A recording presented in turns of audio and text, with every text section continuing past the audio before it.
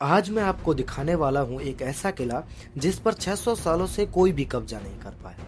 राणा मोगल की मृत्यु के पश्चात राणा कुंभा ने साल 1458 में इस विशालकाय दुर्ग का निर्माण करवाया। और सबसे खास बात यह है कि इस किले की दीवार विश्व की दूसरी सबसे लंबी दीवार है।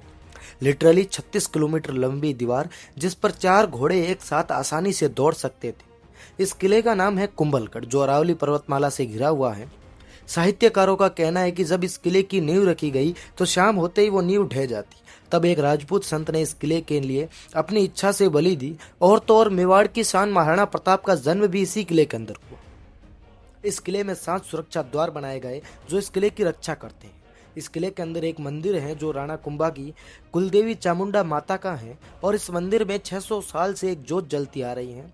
तो हमेशा की तरह शुरू से शुरू करते हैं। अब सबसे पहले हम देखते हैं रामपोल, जो इतना बड़ा है कि क्या ही कहने। लेकिन उससे भी बड़े हैं इसके बुर्ज। मैंने इससे बड़े बुर्ज अपने जीवन में कहीं नहीं देखे। जैसे ही रामपोल को पार करेंगे तो सबसे पहले गणेश मंदिर दिखेगा, जिसे काफी ऊंचाई पर बनाया गया है। यह है मंदिर का गुम्बद। और इस किले पर कब्जा करना आसान नहीं था, जिसका मेन रीजन है ये प्रकृति। आप देख पा रहे हो कि इस किले के चारों ओर पहाड़ियां ही पहाड़ियां हैं। इस किले की ऊंचाई लगभग 3600 फीट है, जो कि इतना ऊंचाई कि पूरा मारवाड़ और मेवाड़ यहाँ से देखा जा सकता है। एक बार अकबर के सेनापति से पूछा गया कि ये किला इतना ऊंचा क्यों है, तो उसने कहा, महाराज ये किला इतना ऊंचा है कि अगर आप इस किले की दीवार को सर ऊपर करके देखोगे तो आपके सिर की पगड़ी गिर जाएगी। और यहीं से राजा महाराजाओं के हाथी और घोड़ों को ऊपर ले जाया जाता था। ये दीवार जो 36 किलोमीटर लंबी है, मैंने आपको पहले भी बताया था, उसकी चौड़ाई आप देख सकते हो कि 4 घोड़े यहाँ आराम से एक साथ दौड़ सकते हैं।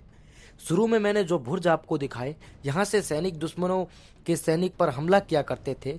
इन्हीं खांचों से गर्म तेल और पानी डालकर सैनिकों को दीवार पर चढ़ने से रोकते थे और यहीं से तोप लगाकर दुश्मन की सेना पर वार करते थे। यह है एक और पोल, चौगान पोल। इसका गेट आगे से नुकीला रखा गया है ताकि दुश्मन हाथी इन पर हमला न कर सके।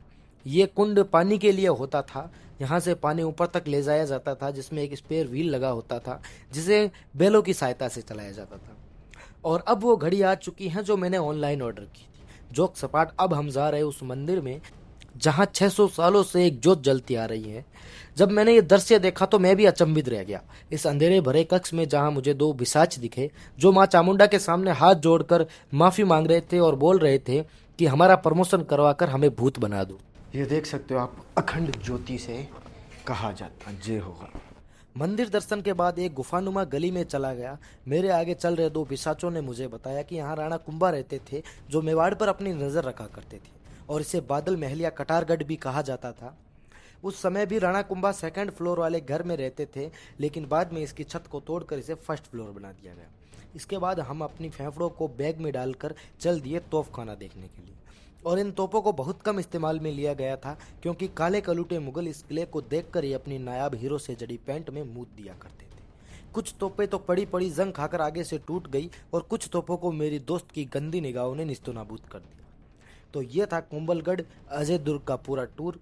अगर इस बार वीडियो आपको पसंद आया तो लाइक कर दे, और ऐसे ही मज़ेदार वीडियोस के लिए चैनल को सब्सक्राइब कर ले। और हाँ, जय मेवाड़ ज़रूर लिखे। चलिए मिलते हैं अगली वीडियो में, तब तक के लिए थैंक यू।